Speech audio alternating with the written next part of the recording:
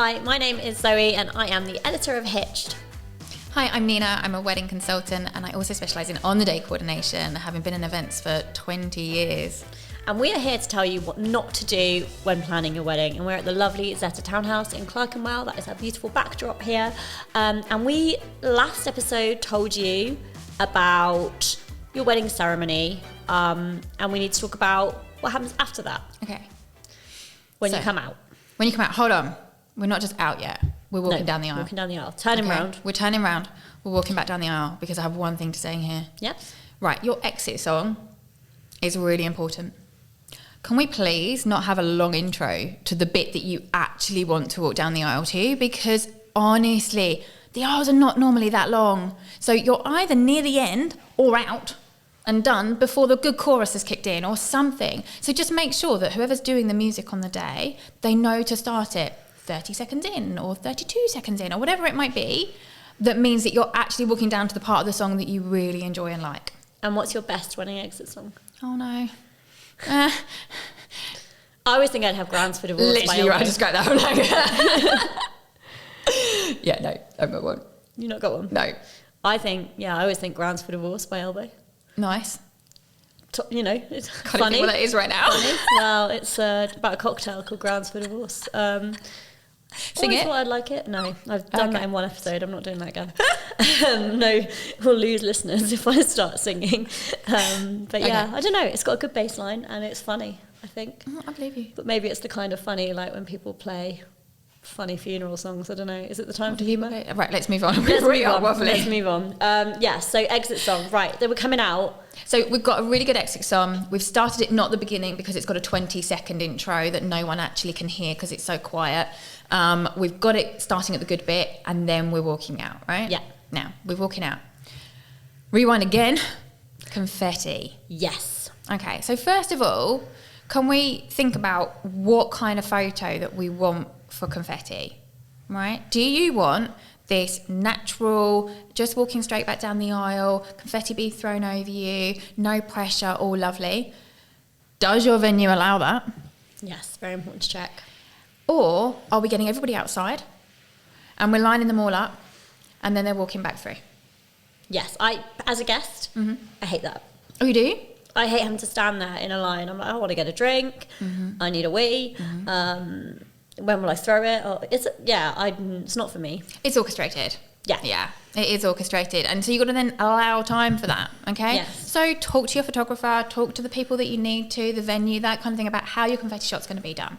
And think about what type of confetti you want as well, because different confetti falls differently. Oh my God, right? It does. Yeah. So fresh petals are really heavy. Yes. They don't fall in the air. They don't kind of like go up in the air really nicely. They plunk. They do plunk, yeah. They plunk. look beautiful though in the colours and everything else. They look really nice. But there are great companies out there that do dried petals that are really colourful, really beautiful. And what not to do at your wedding? Have non-biodegradable confetti. Yes, absolutely. No matter what, make sure it's environmentally friendly. Yeah. I think with the petals, you have to be conscious of how you throw it. There's a technique, right? Oh my God. Throw up, not at. Yeah. Okay. But there's no point us telling the couple this, right? Make sure there's someone on the day, your photographer, whoever it might be, who's guiding people. If you are having an orchestrated one, if it's coming down the aisle naturally, that's different. But if you're having an orchestrated one, make sure your photographer is confident and happy to tell people how to throw the confetti. Yeah, and they will, because everyone knows the petals. You go upwards, you throw it with a bit of energy, a bit of energy. Flipping a pancake. But then also think about how much confetti you've got, right? Think about how you're packaging this confetti. Okay, so let's go with the natural walking back down the aisle one, right? Not that common these days because many venues don't allow it inside, but when they do, that's great. The people who are actually going to be in that photo throwing the confetti over you are the ones near the aisle, not 5 chairs in. Yeah. So don't worry about getting confetti for everybody. Save your money a little bit and just have it for the first 2 or 3 seats in from the aisle. That's great. That's all you need. Someone on the day, on the front lines, are people still bringing their own confetti? Because that used to be a thing. Yeah, it's less of a thing now, which I'm quite grateful for. Yeah, I think if you've got a vision, you want these dried petals. and someone's got a packet of like the kind of bell plastic, shapes. yeah, heavy with the pointy edges. I had someone once use table confetti. Like That's what I was thinking of. Oh, the venue went straight mad. in the eye. Yeah, it was. That's definitely not biodegradable. Don't do that. That's not to do. Have a think and chat to your guests about it. So if it's coming back down the aisle, then it can be in the sachets. That's a good idea to have it in the sachets. They can be on the seats beforehand, and it's already done. Good for outdoor ceremonies too as well, I think, because you kind of naturally go straight into that outdoor moment. Yeah, no, that works definitely. So sachets are really good if they're indoors because they can be put on the seats. Cones, okay, but you've got to hold them then the whole time. And obviously confetti loose in the basket really only works if you're having that kind of orchestrated staged one outside of the venue. So that's because everyone can just grab a handful as they walk out, and it works really well. Cones are a little bit limited because there's only a certain amount you can put in it. Yeah. And the more confetti you have, the better the photo, in my opinion. In buckets. Yes, you want big baskets, I'm going to go with. But big baskets of confetti and... we'll have buckets of confetti at your wedding, it's okay. Big baskets of confetti, everyone can grab a handful. It's really quick and helps with kind of speeding that along. And just get lots of it. You can never have too much, basically. And it's just a beautiful, wonderful photo of you doing it. So I think confetti is just something else to consider. Don't just think it's going to happen, just consider it. And can I say, I feel like we maybe need an unpopular opinion like Claxon. I much, much, much prefer confetti to sparklers. Oh, okay. So only as somebody who uses a lot of hairspray. Yes. Sparklers give me a lot of anxiety. So let me say something a little bit unpopular here. Lots of wedding photographers, coordinators, planners, we're not huge fans of sparklers. Neither am I. Oh, really? Okay, that's good to know. So basically, sparklers happen later on in the day. Very rarely do they happen at the very end of the night, people, because you're way too drunk by that point. No one wants to be handling fire and sparklers when you're that drunk. Coordinating people to kind of stand around and it just doesn't happen. Your photographer's gone by that point normally, that kind of thing. So it normally happen early evening. Mm-hmm. Photographers like it at different moments. And don't get me wrong, there are some stunning photos out there of sparkler shots. But by this point, people have kind of had enough of being pulled around. Like they just want to drink, they just want to eat, they just want to relax. They don't want to be staged for another photo. And it is literally organised chaos. And maybe, their teeth are a bit purple because they've drunk a lot of red wine. Yes. Especially the name Zoe. Yeah. And I don't know, I use a lot of hairspray. The second best man's always got loads of body spray on, hasn't he? Honestly, that's the thing. And I can't tell you how many near misses photographers and coordinators and people like that have had trying to light the sparklers, and you'll always have one drunk person who will not be happy with the fact that I won't allow him to have that lighter and light everyone's sparklers, because I'm like, how many beers have you had today? And how many have I had? So yeah, they're also really hard to light. Yeah. Really hard to light. So there's a few things, if you are going to have them, there's a few things you should do. One is get the jumbo sparklers. Give yourself plenty of time to set this up, okay? So get the jumbo sparklers. The second thing is, have you seen now you can get lighters that are rechargeable? I don't really use lighters, so no, I haven't. Okay. But so for us in the biz, when we're there on the day, okay, you get, we've obviously all got our lighters, the long ones, but now you can get rechargeable ones that don't use gas. They're really good for lighting the sparkler, just saying. And then everyone needs to daisy chain it. So then everyone needs to light each other's sparklers. And the other thing is the blow torches. They're really good for lighting sparklers. They are not safe in anybody. I know, right? So that's why you need a planner or a coordinator there to help you with that. But yeah, we would use blow torches as well because they work really well for lighting sparklers. But this is why they shouldn't really happen that late on in the day. I still use matches. Love that. So that's why sparklers not late on in the day is better, because people who are more sober, you'll get a better photo. I just think confetti. Just stick with the confetti. Just stick with confetti after the ceremony, and it's beautiful. It's really, little flittery, really lovely. floatery paper bits, or lovely coordinated coloured petals. Let's go with that. Yeah, that's just my. So I know it's controversial to say that about sparklers. What not to do at your wedding? Have a sparkler shot. Save it for bonfire night. Yes. Sorry, we went off on a little bit of a tangent there, but I'm quite worried about them. Yes, we'll worry about them. I just feel worried. So we were talking about confetti shots. Okay. We've done that now. Now onto the drinks reception, photos. How are we managing this? Because, you know, this is the thing as well. A lot of people say, oh yeah, we don't want those stage photos. You know, we don't want that. Okay. What not to do at your wedding? Yeah. Not have staged photos. Is that the right way around that I'm saying it? Do not have them. Have them. Do have not. them is what we're saying. You have to have them. What not to do at your wedding? Not have any group photos. Yeah. Okay, and the reason for that is that when you think about looking back at your grandparents' weddings and things like that, and you're looking back at the photos, the ones that you're looking at are the family photos. They're the ones that are on the mantelpiece. You want to be able to see what they're wearing. You want to be able to see their faces. You want to see who they're standing next to, so you understand the relationships in the family tree, things like that. Okay, they're really important for your children, grandchildren, if you have children, the next generation down, to understand. And we love it, don't we? We look back and we look at all the suits and the dresses. Look what they were wearing. Yeah. That's why they're important. So you don't have to have many. Have 4 or 5 or 6. Some cultures have lots, some don't have any. Like, it really varies. But what we would say is just have some that can be passed on. And get them done early. So get them done at the beginning of the drinks reception, if you're having a drinks reception, or the moment where you've scheduled the photos for. And also think about whether you're going to be having that big group photo of everybody. If you're having that big group photo of everybody, then a really good place to do it is just after the confetti shot. So everyone's come outside, whatever it might be, out of the ceremony, do that big group photo, get it done, and then everyone can go get a drink. Yeah.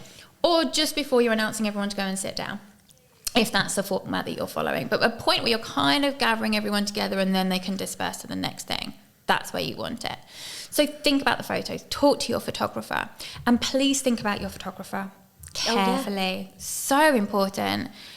Remember, the only thing after your wedding day, other than the marriage that lasts, is your wedding photos. Your photos and your video. And I think it's also important to bear in mind that on your wedding day, your photographer, your videographer, they're going to be with you more than anyone else is on the day. Like, they are there, assuming you've got their full package, from the minute you start getting ready. Like, you'll see your photographer more on your wedding day, really, than you'll see your partner, or on a par, because after they go, your partner tends to stay.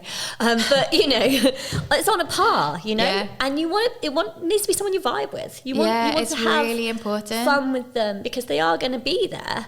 And you won't notice in the morning because you're caught up in what you're doing, but they are going to be in the background taking photos of you. And if it's somebody who makes you feel weird, or like, I don't know, you don't click with them, or you feel a bit awkward around them, it's not going to work. And so, you need to make sure that it's somebody you connect with. And I would also say as well, on the point of thinking about your photographer, look after them. Look after your on-the-day suppliers. Oh, please look after them. Okay. So with suppliers, and this actually links in a little bit to food as well. So with your suppliers, if they're there all day, please feed them. Yes. We work better if you do. We work happier, smilier, having a drink, being fed, all of those things. We're working long, hard days. And you said, like, your photographer is there. They're probably there from maybe like an hour or so before you're due to be ready. Completely dressed. Your planner coordinator is there from early doors. Your caterers could be there early. Like, all of your suppliers are getting there very early and leaving very late. And it's not the kind of job where you can switch off. You can't just go for a little break, make a coffee, chill like you would in an office job or anything like that. You're on the go and you're on it all the time. So it's really important that they're just kind of pepped and looked after on the day. Quite a lot of venues out in the middle of nowhere. There's no prep down the road for them to nip out to, you know. And with bands as well, a lot of, you need them set up early afternoon and then they're just hanging around. Like, we need to make sure that people, it'll be in their contracts if they want to be fed, but don't, like, people query it with me, like, do I have to? Yeah, you do. You do have to. Yeah, you have to feed your suppliers. It's really mean not to. Yeah. Like, fundamentally, give them some food. And, like, venues do quite often have, like, a supplier menu, don't they? They might have a supplier option. Yeah, it might not be that they're having the free courses that you're having or something like that, but just a meal to keep them going is going to go a long way, and you get more out of people that way. Like, if you're really nice to your suppliers, guess what? They're going to be really nice back to you. Exactly. So I think it's really important. And I think also then, thinking about food, think about your guests and what they're eating. Now, Can I say, Yeah. I've been to weddings before where I've seen people get cereal bars out of their handbags because they're hungry. And that is not a vibe. Okay, I've been to weddings before where guests have ordered McDonald's. And I found the McDonald's packets on the floor. Wow. See, And it wasn't for children, just saying. I did a little judge on the cereal bar, but, you know. No, obviously I did full judge on the McDonald's. Yeah. But guys, everyone remembers a wedding where they go hungry. Not Like for the right everybody. reasons. Not for the right reasons. I will say as well, there's a little fly in here. I'm hoping to have a Barack Obama moment. Yeah, I really am trying to catch it. It was here at one point. I don't know if you got that in. Cool. So Yeah, no McDonald's. Do not put your guests, well, not to do at your wedding, do not put your guests in a position where they have to order a McDonald's because there's no food. what not to do at your wedding? Be the wedding that everyone remembers because they were hungry. Yes. So, Canapés. canapé, whatever you want to call it. Canapés, right? Some food during that drinks reception is an absolute must. Yes, because you know what? People get married, like, what, 1 o'clock? Depends, varies, yeah. You know, but let's usually, say early afternoon. yeah, 12, between 12 and 3 usually as ceremonies take place. So you've had your breakfast, you haven't had any lunch. Yeah. So here's the deal, right? Let's say the ceremony's at 1:30. Yeah. Okay. So you're aiming to arrive at 1ish, maybe. You would have been traveling from 12. Maybe you're an hour away. Mm-hmm. You might have allowed an extra 10, 15 minutes because you're going around the M25. Okay. Then you've been getting ready before that. Yep. If you're lucky, your guests have had a late breakfast. The first thing you do after you've had your ceremony is ply them with alcohol. Yep. Okay. What we don't want is everyone hitting that sweet spot of being really happy and tipsy way too early. And also, we don't want them drinking on an empty stomach, especially if we've got sparklers later. We're not having sparklers later. We just line the stomachs, right? Yeah, we really, really don't. We want people to have canapes. We want them to have something. And if you're thinking about your budget and going back to what's important, you're like, canapes are a waste of money. They're tiny. I never get one at a wedding. That's a common thing. Think about something else. Have a different option. It doesn't have to be expensive. Think about, I had one couple who did a retro crisp station. I love that idea. Right? So they had like Space Invaders and all that kind of thing. Skips and quavers. And everyone just go and grab a packet of crisps. Super cash, right? Yeah, that's and cool. it fitted with them and what they like and all their favourite things. And it was much cheaper than canapes, but it was still food. Yeah. And I think that's really important, that people cannot go hungry because otherwise they're just going to peak too soon. And you want everyone to stay on that happy level. We don't want anyone diving off the bottom. Yeah. And I should say on the crisp thing, you just need to check with your venue. Presumably they're happy for you to bring in that kind of stuff. Of course, it depends on your venue. Yeah. Definitely. Might charge crispage. Get corkage, we've now got crispage. Yeah. Yeah, we I'm don't here know. for that. Did I just invent a thing? Yes, Maybe. you did. But just check with your venue before you start bringing in multi-packs of skips. Yeah. But yeah, I love the idea. And yeah, feeding people is important. And I think canapes as well, you want them staggered and you want to make sure that there's room for them to get around, because we've all been at weddings where people position themselves by the door. I'm so that I've been at events with you where we have positioned ourselves. Literally. Where are they coming from? I'm really hungry. And that's the thing, right? We know we've done it ourselves, so don't put that on your guests. So I think it's really important that not only are they staggered through the drinks reception, if that's what you're having, but also that they come from different angles, if that's possible, even if it means that the cold canapé goes around the other side of the building and through the entrance door or something, because otherwise there will be that person who'll be like, oh, I didn't get a canapé. Yeah. Okay. And sometimes that's on the guest, because when you see a canapé, you do have to angle for it a little bit. You do have to go for it, yeah.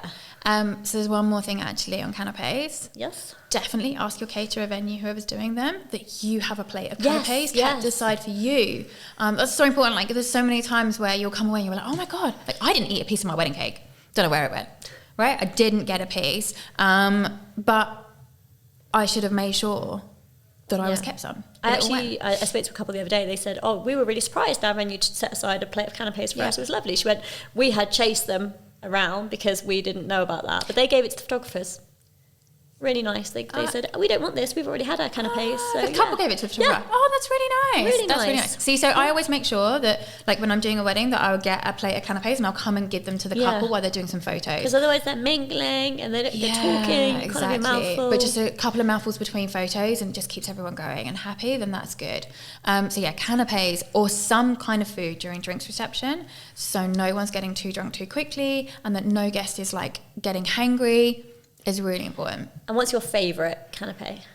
Oh, a little mini beef Wellington. Oh, I know. Okay.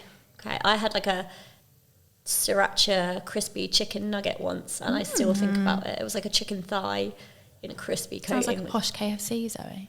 I mean, it was. Yeah, I think that was the vibe. I think that was the whole wedding theme, to be honest. But yeah, I still think about it. Because a good canapé goes a long way. Oh, we do like them. So important. It's so important.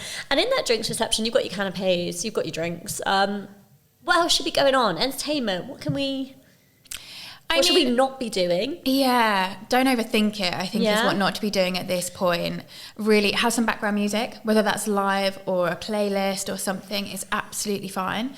You can start bringing the party. If you wanted to, one of my favourites. Bring the party. What are we doing? Or we could have like a big brass band or something like that, and that kind of gets the energy going. I've had people who they had a brass band walk them from the ceremony to the reception with really all of their guests in the middle of London. That was brilliant fun. Love that. Do you know what I mean? Like you can have, if you've got something like being transported from A to B, you can make it fun if it's not far. That works really well. And in all your experience at weddings, however many thousands you've been at, what's your favourite for drinks entertainment? Oh, okay, my favourite. I like the unusual. Yeah. I like the things that people haven't seen before. So one of my favourites is a lovely guy called Charles, and he's a silhouettist. Okay. So he goes around with these most dainty, beautiful, small little scissors, and he cuts out silhouettes of your guests and sticks them into like a presented card, and that's almost their favour. Oh yeah, that's a nice idea. And everyone's just wowed. It doesn't take long, and it means that it's kind of like something that people can see and interact with, and that they probably haven't seen elsewhere. So yeah, a little silhouettist is a really good idea. And also, I like a little step up for a magician. Okay, I'm going to go illusionist. What's that? So magician tends to kind of like be having playing cards and things like this. An illusionist will kind of... Oh, there's one guy I saw, he was really good. And he managed to set the time on my phone forward by 2 minutes. Or he set everybody else's phones 2 minutes back. It was really weird. I don't know how he did it. Were you working on this wedding? No. I was going to say, that would have blown your mind. You would have been furious. Yeah, right. I never run late. But yeah, so, and he managed to change the time on my phone and things like that. And he was like looking at my Instagram and telling me what posts I posted, and he didn't know who I was or anything. So it was just really interesting to see just something that's quite traditional when we've seen lots of times at drinks receptions as a magician, but just taken to a whole new level. So looking at entertainment that's slightly different, I think is really exciting for your guests. And in terms of what not to do, you've said not to overthink it. Yeah. I think actually being really simple with this stuff, and you might be thinking of in the budget. Outdoor games, right? Yeah. Giant Jenga, Connect 4, a giant game. Adults love a giant game. Yeah, and they can be used throughout the day. Yeah, people will go back out and use them. It's a really nice way if you are on a budget and you're looking for ways to entertain your guests. So then, okay, we've had our canapes, we've had our drinks, we've met the illusionist, played around at Connect 4. It's time to go in for the meal. Okay, so we're at quarter set. We're asking everyone to come and take their seats for the wedding breakfast. We're following a very traditional format here. Yeah. But with quarters, at some point, whenever you're calling your guests in to eat, at whatever point this is, first of all, allow time for it. I can't tell you how many times I've been sent timings by a couple, and the timings have been suggested by the venue. And literally, no one in this running order is going for a wee at any point. And I'm like, okay, let's just give ourselves a bit of a breather here, shall we? So can we please allow time for people to sit down? Roughly for like up to about 120 to 150 guests, depending on the venue, I would allow about 15 minutes. Okay. So at this point, it's a bit like herding cats. So what not to do at your wedding, don't allow time for a wee. No. We really, really should have called this What to Do at Your Wedding. Do not allow time for a we. It's the double negative. No, We've got yeah. it in. Double negative. What not to do at your wedding? Assume that no one has a bladder. What not to do at your wedding? No, it's not allow time for a we. Yeah. Is that right? Do not allow time for a we. You need to allow time for a we. That's what you must do. What not to do at your wedding? Think you can't go for a wee all day. Yeah. You can. And you can should. go for a wee. Should. You'll get UTI. You should. You should say you will. Okay. We're not doing as well on this one. What not to do at your wedding? Think that you can go all day without having a wee. Okay. It's really dangerous. And this is the same for your guests. So at call to sit, allow time for this, because people at this point will be like, I need to go for a wee before I sit down. They'll need to go back to their car for their flat shoes. They possibly need to have 2 more cigarettes, not just one. Also, maybe there's only 3 or 4 toilets. Yes, and there might be a queue. Also, you'll find that the partner of the person that's gone to the toilet cannot sit down without their partner, best friend. They've got their bag. They're holding their bag, they're holding their drink, everything. So we have to allow time for this, because then there's no stress, okay? So call to sit is something that you need to allow time for, but also whoever is ushering your guests in to sit down, it's not a one-hit wonder, people. Literally, it's herding cats at this point. They need to keep going round, because everyone's engrossed in a very interesting conversation. You're shepherds at this point. You are shepherds. You are shepherd dogs, literally barking at them to go in. So, and they're not bothered. They don't really understand what's going on in the background, which is that your starters about to be served. They're already on the table. Maybe you're going straight in for I don't know, some bread and olives, and the bread's going a bit dry. Maybe the speeches are about to start. If you're flipping it, yeah, we'll do that. But, basically, allow more time than you think. Allow a bit of time for it. Just allow time for it. What not to do? Do not assume that your guests will do what they're told the minute they're told. Oh, really don't. I had one the other day where there was penalties in the football at the time. I wanted to. I thought you meant at the wedding. Oh yes, there was penalties. You didn't do it. You gave them penalties. Right. No, there was it was the football, and there was penalties at the time of call to sit, and it delayed us. And the food was getting cold because no one would sit down while the penalties were happening, because the football was really important to them. I mean, I don't even know what to say and what not to do in that scenario. Do not let it go to penalties. We allowed for it, and it was fine. This is the thing. So we knew that this was going to happen. We allowed for it, and everything was okay. So that's the thing. Allow this time and make sure that people understand they've got to keep on ushering. So I think we're at a good point here, about to sit down for dinner, to stop. Okay. Ready for the next episode where we talk about the dinner and beyond, the party, right? Awesome. Yes. So if you're enjoying this, please do leave us a glowing 5-star review. Like us, follow us, subscribe to us, whatever it is you do on the platform that you're on. If you don't like it, keep it to yourself, because we have fragile egos. And we will see you in the next episode. Thank you so much.